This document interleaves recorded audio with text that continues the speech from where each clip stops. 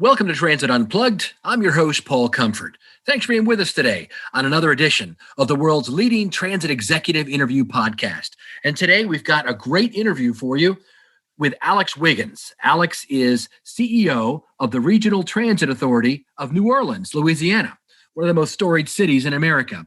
Alex has a long and storied career himself, working in many great transit systems, and he takes us along that career journey, as well as a look at what they're doing now coming out of COVID in New Orleans, what the future holds, some of their new microtransit projects, and taking a look at right-sizing the service and the fares. He'll tell you all about it on this edition of Transit Unplugged.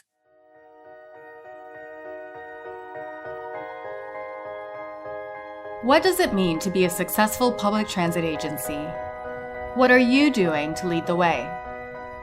It's time to learn from the top transit professionals in North America. This is Transit Unplugged with your host, Paul Comfort.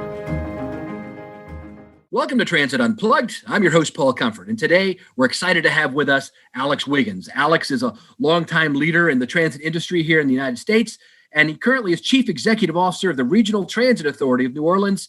Alex, welcome, and thank you for being our guest today on Transit Unplugged. Hey, Paul, thank you so much for having me. Real pleasure to be on your show. Yeah, we've been trying to put this together for a few months, and glad we got it together for January. Absolutely. I really appreciate you for keeping that fire going, because I've been following you, and I see you've got a great audience. I think you've been interviewing some of the industry's top leaders, and so I'm just honored to be part of the conversation. That's great. Yeah, you and I are good friends also with Bakara, who worked with you for a while. Now she's over there in Savannah. So you're already churning out leaders, man. I'll take credit for that one. So I guess before we get into what you're doing in New Orleans, you've got such a great background, Alex, in the industry. Tell me some about, and our listeners, some about what you've done over your industry career.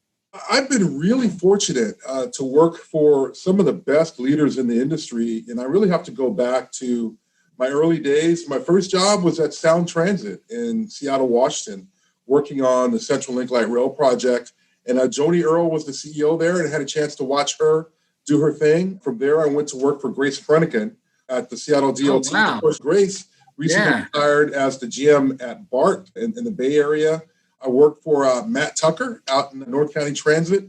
And then, of course, most recently for Phil Washington at LA Metro. And I think I've been really blessed to train under such visionary leaders. And the one takeaway I took from all of them is they really own the transit service. They own and take responsibility for on-time performance and for the quality of the service. They don't really manage from on high. They actually get out, interact with customers and staff. And that's really become the anchor of how I approach my jobs in transit. I've had a chance to work everything from community relations to I've been a deputy CEO and executive ED. I've worked in law enforcement in transit, and I just feel that this industry has so much to offer, and I'm glad I've been a part of it for the last almost 2 decades now. Yeah, that's great. And so tell us about your role there in New Orleans. You've been there for a little over a year and a half, right? Yeah, it's actually just over 18 months. Started in July of 2019, where I came on board as the CEO here. And we're doing some exciting things here in New Orleans. One, we're really beginning to invest in the employee and invest in the customer, and to just pay attention to those bottom line issues, on-time performance, and how well do we take care of our staff.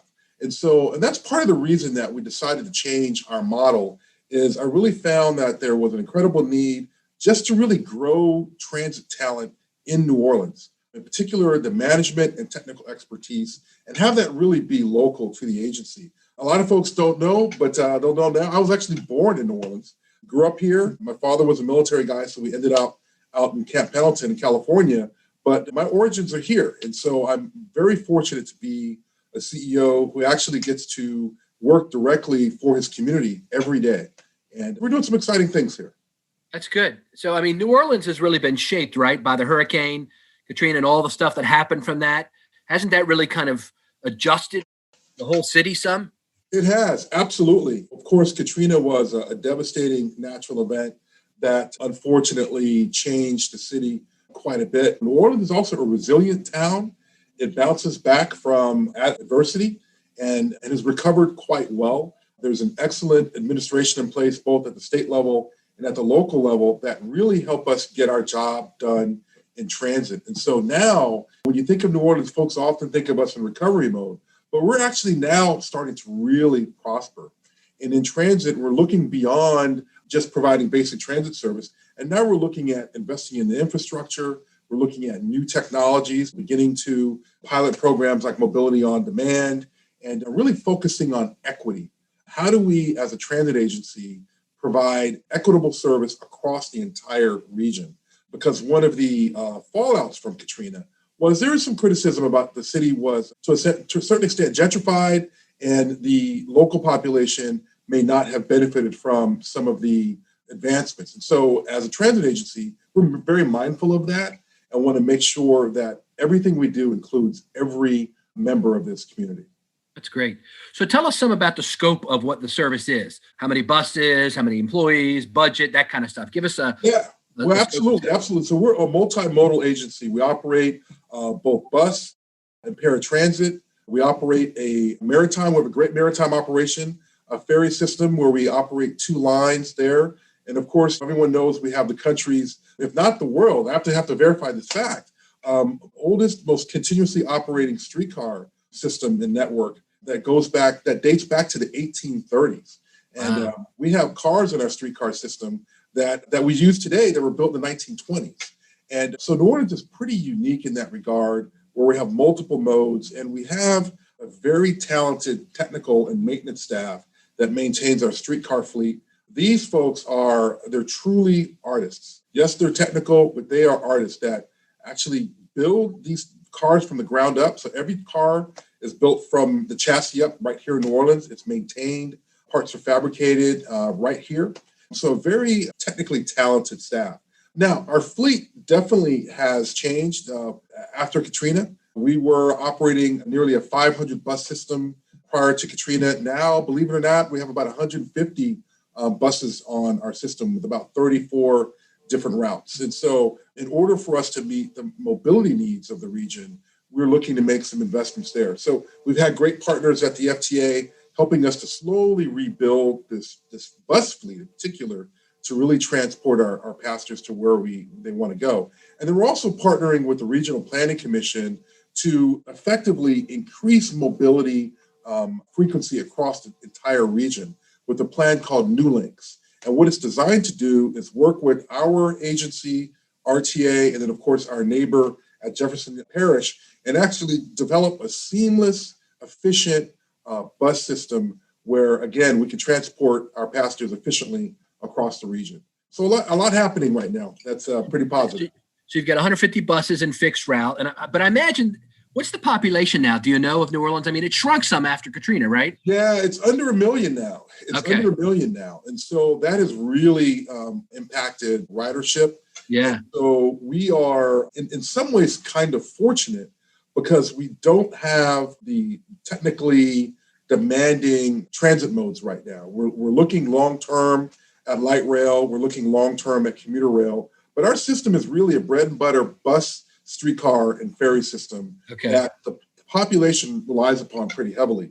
But no doubt about it, we're not operating at the level that the public needs us. We're not operating at a frequency that the public needs us. And so what I hope to be able to achieve here is to build the kind of mobility and the kind of frequencies that actually better connect our customers to school, to work, et cetera, at a frequency that they can live with. In some cases, we're running 30-minute headways. And in my transit career, having worked in Seattle and Chicago, and of course, Denver and some other places in LA, if your frequency is greater than 10 minutes, your customers are looking for other options. That's right. So we're really having to pay close attention to that here in New Orleans to deliver both the mobility option and the frequency that meets the customer's need. How about paratransit? What are you doing there? On the paratransit side, we have a pretty hefty fleet there. We've got about 40 vehicles in our paratransit fleet, and we're starting a pilot right now where we're going to begin to use the new mobility on demand technology to schedule some of our paratransit trips. And I'm really looking at that as a pilot for our entire operation so we can offer those on-demand transit services, especially during the off-peak hours in those neighborhoods that need the option. And so paratransit is a good, robust department. And we're really unique in the regard that we brought paratransit in-house as well. We're not contracting that out for the time being because we really want to invest in training staff and making sure that our service meets the need of the customer. That's great. Yeah. Microtransit's really becoming, I mean, it was hot before COVID, but now that people have reduced their routes to meet what the demand is now, they have found that there are pockets of areas where they still need some service, but there's maybe not enough demand to require a regular fixed route. Is that what you're finding? And so you want to use microtransit to kind of fix That's that? exactly it. I mean, that's exactly it. I mean, commuting into the office, in the post-COVID world just isn't happening at the levels it was before. And we have two distinct neighborhoods here in New Orleans that are ripe for mobility on demand or microtransit. One is the New Orleans East neighborhood, and then the Algiers, West Bay community where I grew up, absolutely ripe, because during the off-peak hours, there's a tremendous need for our passengers to circulate within the neighborhoods and go and travel to destinations, grocery store, et cetera, et cetera. But they may not all be coming into the central business district. Right. And so we're looking at that. We're starting with the pilot on the paratransit side, but I'm very optimistic that we'll find that it's a tool that will appeal to our customers. And now tell us a little bit about the structure of your agency. Are you a standalone agency? Do you work with the city? The kind of inside baseball stuff that our listeners love to hear who all work in the industry. Yeah, we're like most transit agencies across the country, we're actually a subdivision of the state. So we're a state level agency independent of the cities and parishes where we operate. And I'm actually having to educate my counterparts and my colleagues in local government that no, we're not a city department. No, we're not a county. We're not a parish agency. We work independently, but we want to work with the city as much as possible. And I'm just very lucky to have a very strong working relationship with the current mayor and her team. It's just been seamless. And so while we're budgeting and functioning separately, we work very closely to coordinate. And who's the mayor there now? LaToya Cantrell, and been in office for a couple of years now and is really focused on, again, delivering for taxpayers in New Orleans. And so our missions are absolutely complementary, and she's been fantastic to work with. That's great. Do they provide funding for you? No. No. So kind of like me in Baltimore, where Baltimore didn't give us any money at the MTA. Yeah. Exactly. Right now, we generate revenue, of course, from the fare box and, of course, from sales tax revenue. And, of course, we have our formula from FTA. And one of the opportunities we have is to really look at our incoming revenue streams generated by fares and advertising, et cetera. My counterparts across the country or the globe will be shocked to hear this, but New Orleans, the RTA, we have not adjusted our transit fare since 1999. And of course, what's it cost to ride a bus? A loaf of bread, a gallon of milk costs a little bit more now than they did in 1999. And so this year will be, and I'm copying this from my former boss at LA Metro, we're going to conduct a right-sizing fare study to figure out how can we maintain affordability for New Orleanians. Right now, our monthly pass is about $55. Okay. So how can we maintain that affordability? But at the same time, especially when we recover from COVID, how do we capitalize on our streetcar mode? Our streetcar functions both as a local option for New Orleanians, but the tourists just jam that thing on the weekend. And it's $1.25 to take the very best tour of New Orleans you could possibly take. So I think we have some opportunities to develop a fare structure that's not regressive for folks, or we could take care of our low-income population, but at the same time meet some of our current costs, and then generating through advertising, et cetera, as well. So we'll be taking a very close look at that in 2021. That's smart. How has COVID affected you down there, Alex? How's it affected the service and everything? And where are you at now in January of 2021? And I think my colleagues across the country will agree, we were hit very hard. Our ridership initially plunged on all of our modes by about 90% from March through May. And of course, that affected incoming revenue as well. Sales tax, because New Orleans is a largely tourist-driven service economy, so sales tax plunged. And so our income from a number of different sources just plunged instantly. Ridership is slowly beginning to come back.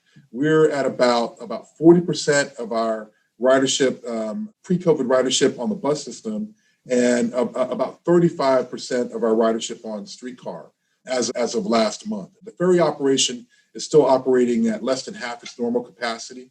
And so I think as there's more confidence in the vaccine, I think as we truly begin to emerge from COVID, ridership will recover. But I'm in the same position that my colleagues are across the country. And we're very fortunate for CARES Act funding. We're now, of course, about to receive our second round. And then, of course, there will be more, hopefully, to come down the road that will keep us operating. Because in addition to maintaining mobility, I think transit agencies, when the economies do recover, we already have to be ready to go. We can't take time to ramp up. Right. When folks are ready to go back to work, get out there and shop, and they want to use transit, we've got to be ready. And so that will happen. Yeah, I'm predicting there's a pent-up demand, right? And so everybody's kind of been in a lockdown mode for 9 months now, and hopefully in another 2 or 3 months, by the springtime, I mean, you could be exploding with people. Yeah. Yes, especially given the tourist nature of the town as well. Right, exactly, so man. I'm hoping to come down and see you guys. Yeah. I love New Orleans. Yeah. And so we've been very fortunate that we have not had to lay off staff or furlough staff. The CARES Act funding has helped us to maintain employment. And laying off a mechanic is easy to do, but hiring a mechanic is not. Laying off a bus operator, easy to do, but hiring and training one, very difficult. 10 weeks of training and then it's so crazy. You don't want to let those people go. Yeah, so we've been able to maintain employment throughout this crisis, and I'm hoping that continues. What other changes are going on down there in New Orleans for your transit system? Right now, very big interest in investing in infrastructure and new modes of transit. And so in the coming year, we're looking to build the city's first centralized transit hub. Right now, we've got some legacy hubs, the old Union Station, which is now entirely intercity rail, and we have some few depots around the city, but we don't have a central location where our modes come together. And so we're looking to finalize a location and, of course, finalize design for a centralized bus hub. We're looking at new modes. Right now, for anyone who's traveled to New Orleans, the airport and downtown aren't really close in proximity. And so we're looking at new public transit options, BRT to the airport. We're studying right now, as well as eventual light rail connections to the airport and surrounding communities as well. And so very excited about that, to have a lot of energy on investing in the infrastructure and then beginning to introduce new modes of transit to the region. That's good. What about contracting? I mean, you had a contractor there for a long time, and a lot of agencies are looking to contract more as a way to save money, but you guys went a different route. Yeah, we did. And primarily two main reasons. COVID really changed our budget and our financial picture. And so I needed to look at immediate ways to save money while preserving employment and making sure that we could keep our staff employed. And then the other aspect of it was we really needed to develop an internal, talented management team that's talented both on the technical skills of leading an organization and, of course, the day-to-day management functions that go along with it. What I found in the contract environment is that we had locally employed bus operators, streetcar operators, but that expertise to manage and plan wasn't really local. So I think as New Orleans continues to prosper, not just recover after Katrina, but prosper, we really need to develop a deep transit talent pool here in New Orleans. And so those two factors are really what drove that decision. And our partner, we worked with Transdev for quite some time, and I have to give them credit. Transdev, had it not been for Transdev, New Orleans would not have recovered. The transit operation would not have recovered from Katrina. There was great leadership in place here, and they did a very good job to help put the system back together. We're now at that stage now where we need to take that further and start to invest in local talent. Interesting. So we've talked about the system itself, the current structure, and maybe some new approaches like microtransit that you're looking at. Anything else new on the horizon for your agency? I think that new links, I talked a little bit about that. That is our study to make the bus operation more efficient. We're looking to implement the beginnings of that plan this year and to improve the mobility options. And also, I want to come back to just the focus on equity. Yeah, And let's talk about we that. know that in transit communities across the country, there's been criticism from certain communities about either not being included or being left out or not being served equitably. And I have the unique honor of leading a transit agency where literally my grandparents could not ride the streetcar during certain times of day because of laws related to segregation. The ferry terminal that we operate from was a point of embarkation for slaves coming from West Africa. And so I take that very, very personal. And so we have the opportunity now to build a transit system and a network that serves all communities equally. And so we're going to pay very, very close attention to that this year and make sure that we can deliver on the expectations of our ridership. I love that because some of the shift in the thinking paradigm of transit over the last 5 years has been really about efficiency, right? Making the routes as efficient as possible, making sure that you've got so many passengers per hour from each stop or not stopping there. But that doesn't always handle the coverage aspect, which means you have to make sure that you're covering all of your communities because some people, I think you know this, but I've spent a big part of my career on paratransit and as well as making sure that everyone gets the mobility they need. Grandma may be out at the end of a route and maybe she's, there's not enough service to have the service go out to her, but she doesn't have any other options. And so we've got to make sure that transit, I'm with you, Alex, is providing equitable service for everyone, right? Absolutely. Absolutely. And on a real basic level, we're looking at, are we connecting every neighborhood to employment opportunities? Are we connecting every neighborhood to educational opportunities or to take part in the art culture in New Orleans? And so we're looking at it at exactly that. I mean, we have examples here where we have some communities that cannot access a bus stop unless they walk 3/4 to a mile. So we have to change that. So we've had a great partner in the Regional Planning Commission, and then the management team that we're developing here at the RTA will be focused on that equitable service as well. And I grew up riding transit. My dad was a Marine, and we had 6 kids in the family and 1 car. So we drove the car. It wasn't me. It was my dad. And so I needed transit to get to work, to get to school.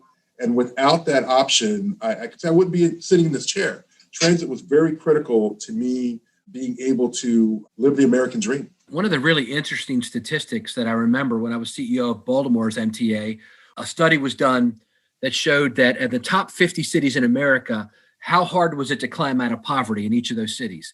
And unfortunately, Baltimore was worse when I was there. It was 50th. And so one of the key attributes of a transit system, it was said in the study, was the ability for people to get to work within 30 minutes or so from where they live. And so the routes needed to be readjusted to make sure that people could use transit kind of as an economic development tool, right? To lift when all boats rise, right? When the water comes in. Is that what you're kind of thinking about? Is Absolutely. Using the transit system to help recover? Yes, absolutely. And we've had some critics outside of the organization that have actually pushed us in this direction sooner rather than later. I'm thinking of a community organization that we work with called Ride New Orleans. Their focus has been, hey, RTA, how are you connecting folks to job opportunities? How are you connecting to educational opportunities? And so we've embraced that. And if there's one thing that I want to leave as a legacy here is that we operated service on time and we took folks to where they wanted to go when they needed to get there. And as simple as that. So I think that's maybe, and I think you and I would agree on this, maybe that's one of the great silver linings of this dark cloud of COVID is that it's giving all of us in the transit industry an opportunity to reevaluate what the core purposes are of public transportation and public mobility. It may not just be the morning and afternoon peak service to get the bulk of the riders in and out of the urban central business districts.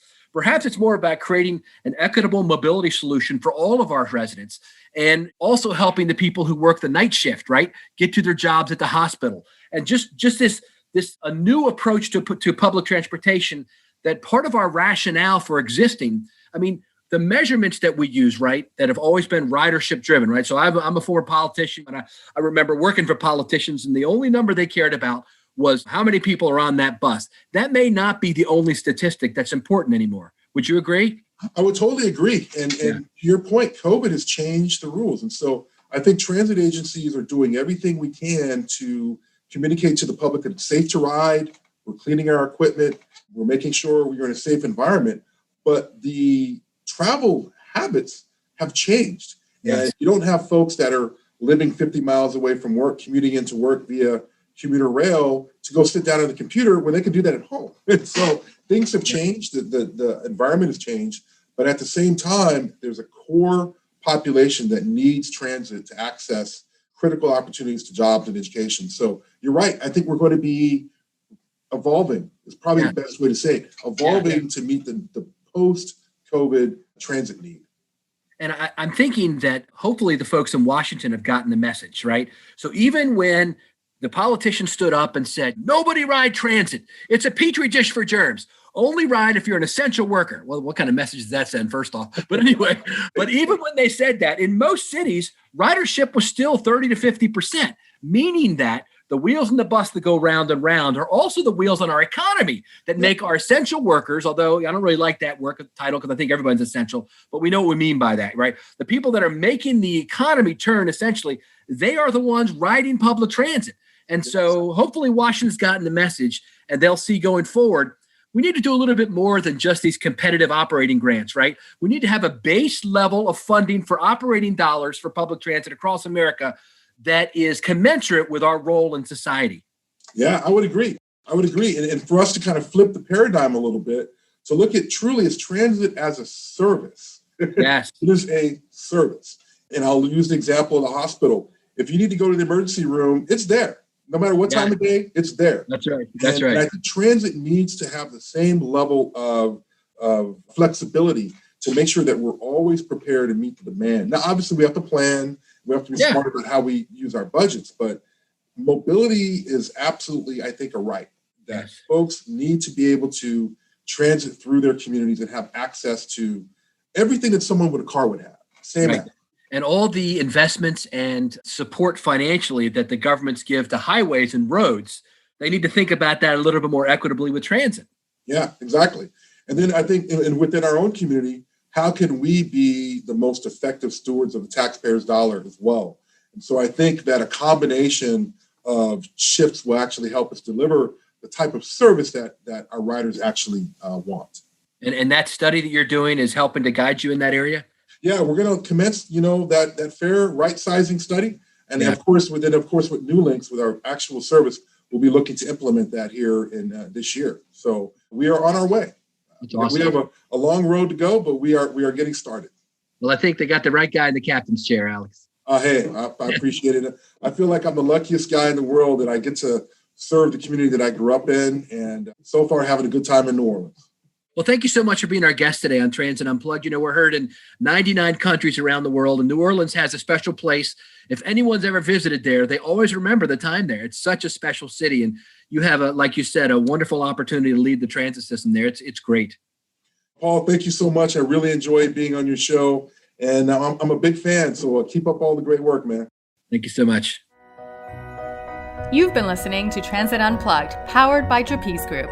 To stay up to date, subscribe on iTunes or Google Play, or join the conversation at transitunplugged.com. Thanks for listening.